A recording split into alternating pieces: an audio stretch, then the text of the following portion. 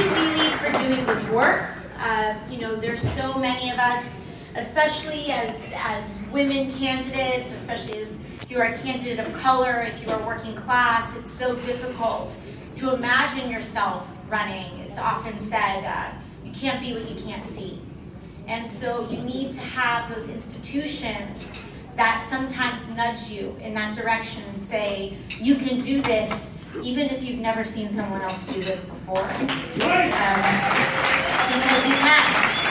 Because you can. It always takes that first person. It always takes that vanguard. As was mentioned, New York 14 is half in the Bronx and half in Queens. We're 70% people of color. Our district is half immigrant. We're overwhelmingly working class. And we never had a person of color represent us in American history. But that is thanks and often due to the legacy of institutional power. Whoever has traditionally held power usually holds on to it for a really, really long time. Despite the demographic changes, despite economic changes, power in this country is overwhelmingly concentrated in the wealthy and the homogenous. But that doesn't mean that it has to be that way. And one of the things that I kind of wanted to talk about tonight was running as you are. Because we need to realize that our most powerful asset is our story. It's who we are. And oftentimes, if you are a candidate or if you have ever thought about running and talked yourself out of it, which is a lot of people, it comes from folks trying to say that you are too much you for somebody else. That you are too feminine, that you are too masculine, that you are too outspoken, that you are too Latino, that you are too accented, that you are too poor, that you are too working class, that you are too indebted, that you are not experienced enough. They always say that you are too much you to succeed, that you are too much you for somebody else. Well, that's their problem, not yours. That's their problem. Because the truth of the matter is that when we lean into our stories, when we lean into our pain, when we lean into our pride, when we are unafraid to share and bear all of who we are, that is power. That creates trust. That allows you to connect with the community beyond partisan lines, where a person says, I will vote for you because I trust you. Yes. And that's what your story does. That's what your story does. There's every single force in the world that says you're too brown, that you're not attractive enough, that you're too attractive, that everything that you are, they will say that is the reason why you shouldn't run. And name it. Anything that you are, that you're too educated, that you're not educated enough. So at some point, you just gotta kind of just tune out the static and say, this is what I am. And if you don't like it, that's your issue. Because when we embrace our story, when we tell our story, when we're unafraid to embrace that we can run as we are, flaws and all, that humans were designed to hold seats of governance, then we change the whole game. Then we change the whole entire game. Because oftentimes they say the same thing. After I won, they said, well, what she did over there can't be replicated anywhere else. That's what they always say. But what we accomplished in New York 14, we were outspent 10-1. Our opponent was financed by Wall Street banks and luxury real estate developers. We were not a single incumbent in New York City or in New York State endorsed us. Not a single institution, mainstream institution in New York City endorsed us. But we won anyway.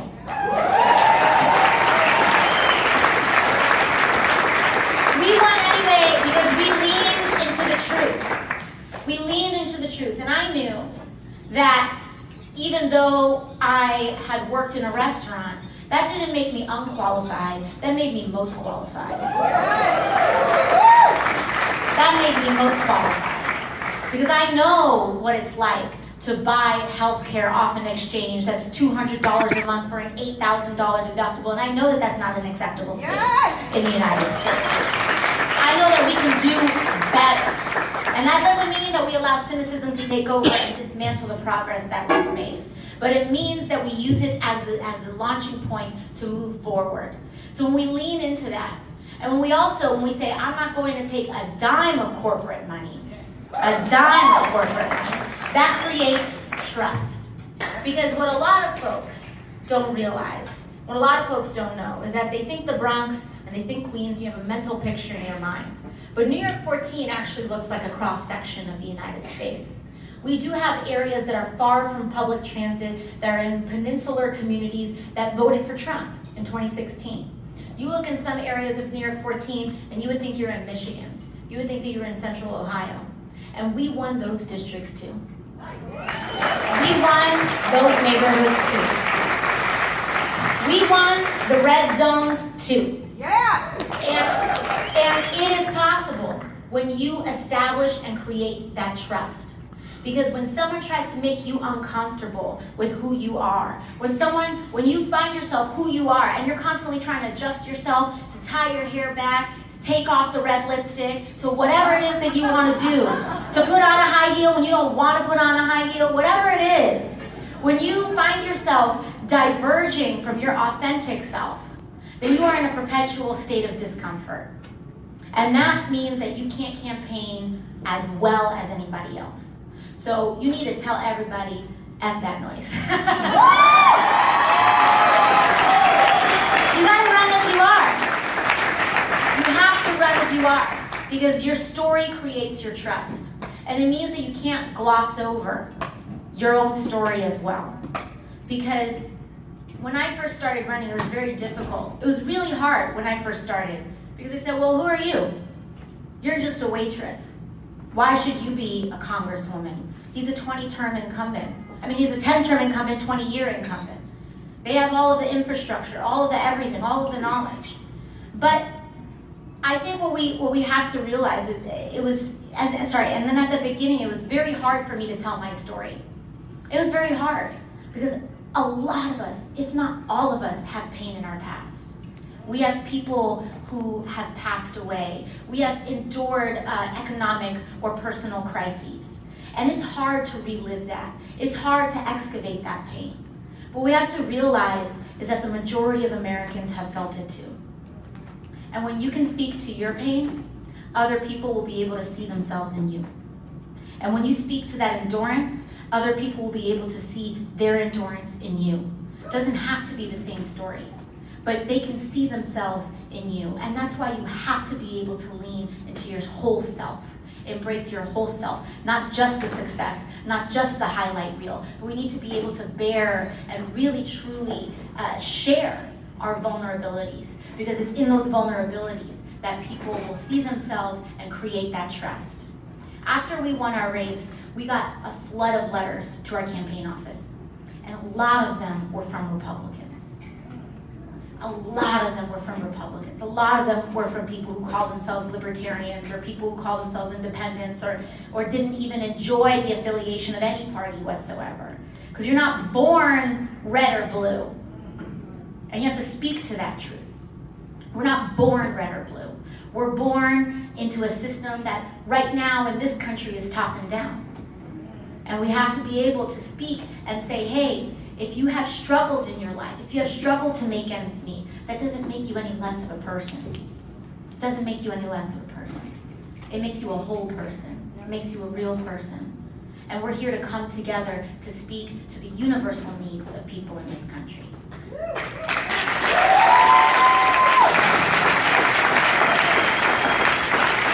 When you knock on a door, no crazy mailer is gonna work against you. Because when you knock on a door and people look at you in the eye and they touch your hand, they realize that you're not so bad after all. And that's what you have to do. That is why door knocking is so incredibly powerful. when people see you at the grocery store, when they knock on the door. Familiarity, it's very hard to hate someone that you've met.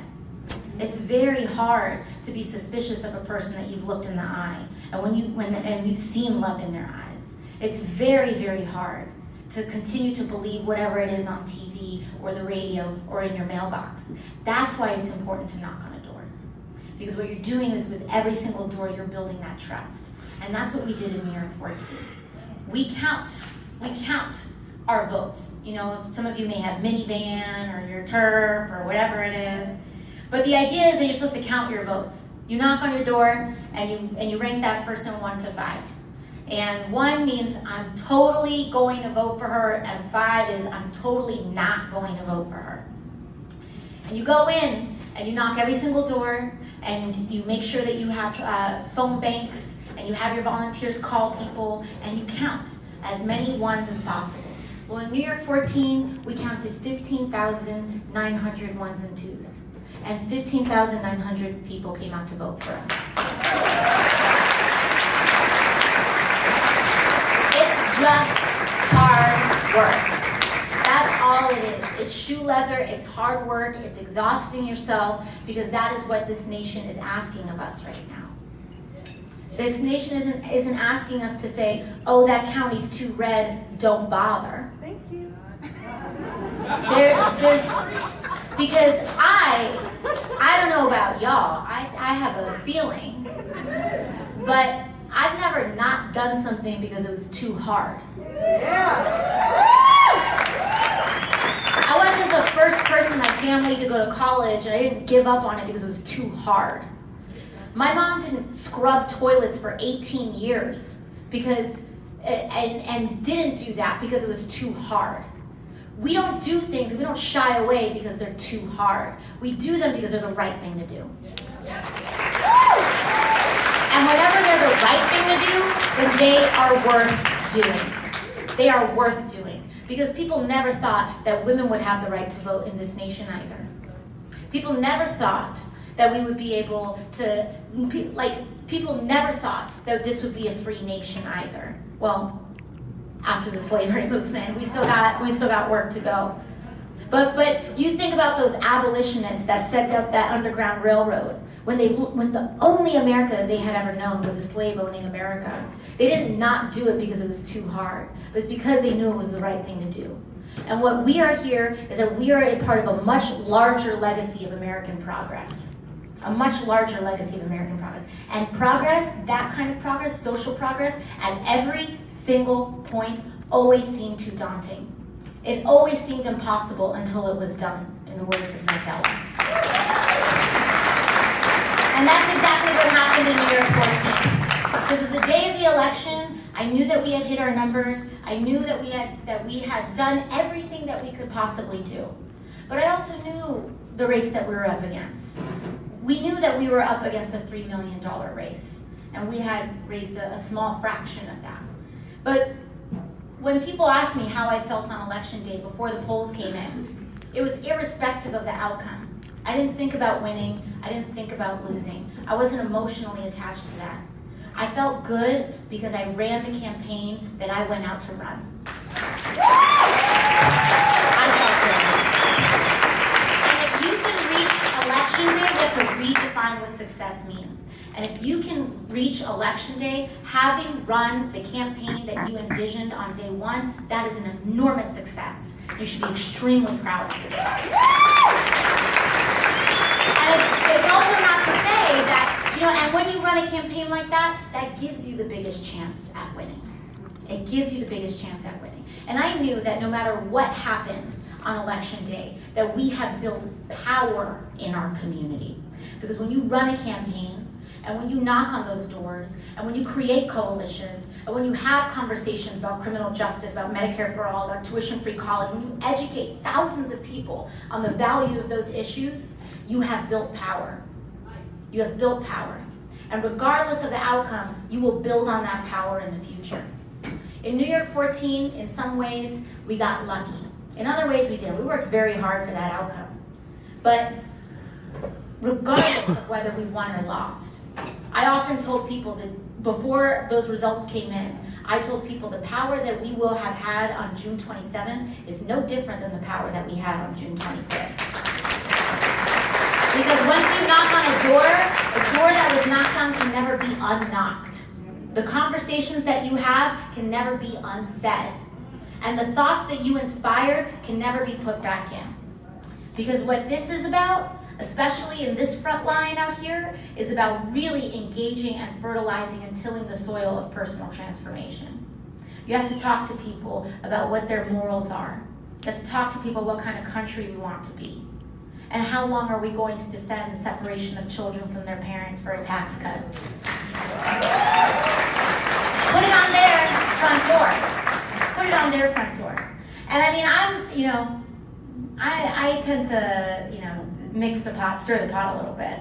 But I also happen to be of the belief that in speaking that truth, you have to lean into your beliefs. You have to lean into what they are. And if you have strong, ambitious beliefs, campaign on strong, ambitious beliefs. Don't water down who you are. Don't water down what you believe, because what people really respect is honesty. Yes. That was the other thing.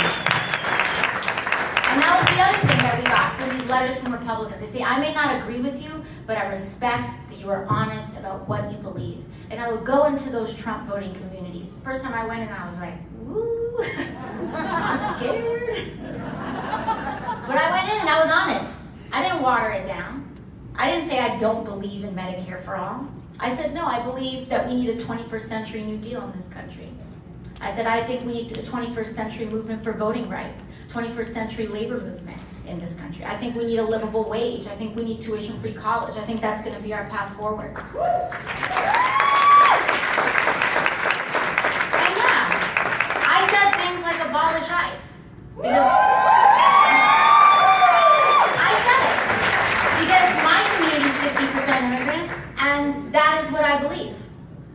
But it's not to say that everybody has to campaign on the same things, but it's to say that you have to campaign fully in what you believe, honestly in what you believe. Because what I got, the reception I got in Trump voting neighborhoods when I said those things was, I may not agree with you on everything, but I agree with you on most things.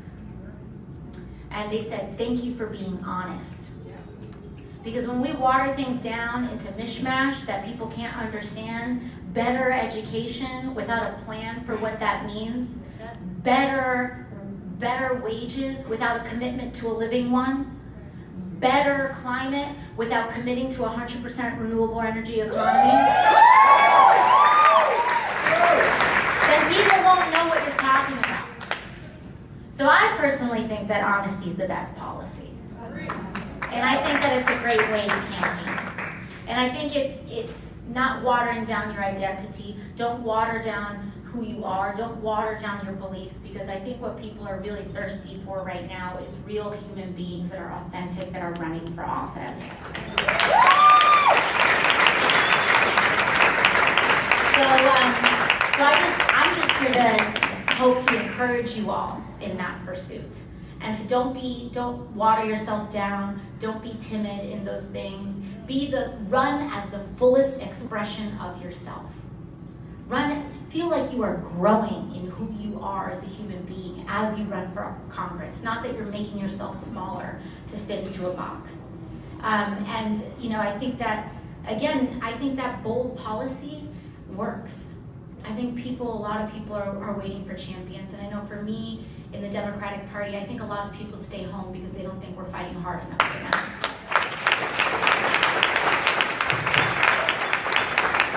They stay home because they see a candidate may be too afraid to stand up or take a photo with a hijabi woman. So then they don't want to go out and vote for that person.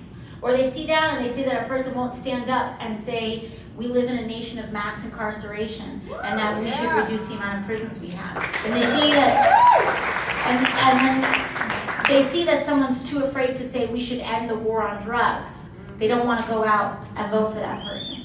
So give people something to vote for, and understand that we can win by educating and expanding the electorate, and that it is possible. In New York 14, the under 40 voting population matched the over 60.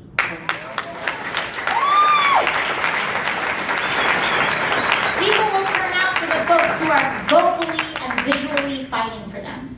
So fight for everybody, and everybody will vote for you. So I just want to thank you all so much. I want to give you all encouragement. If you are thinking about running for office, run for office. We need you. This is your call. This is your official invitation. This is your official invitation. If you're like, oh man, I don't know, I'm asking for a sign, this is your sign. This is your sign. Run. Run. You know, just run. And run as you are, because people need to get used to who a candidate for office is in 2018. And by you running, you make that happen. By you just running, you change the face of who candidates are out here in Orange County. And you'll do it in Wichita, and we do it in Michigan, and we do it everywhere else where they say that a candidacy like ours isn't possible, because it's possible everywhere. It's possible absolutely everywhere. And you know, I often say that in movements, it's always darkest before dawn. And it's darkest. So that means that the dawn is coming. And that's what you all represent.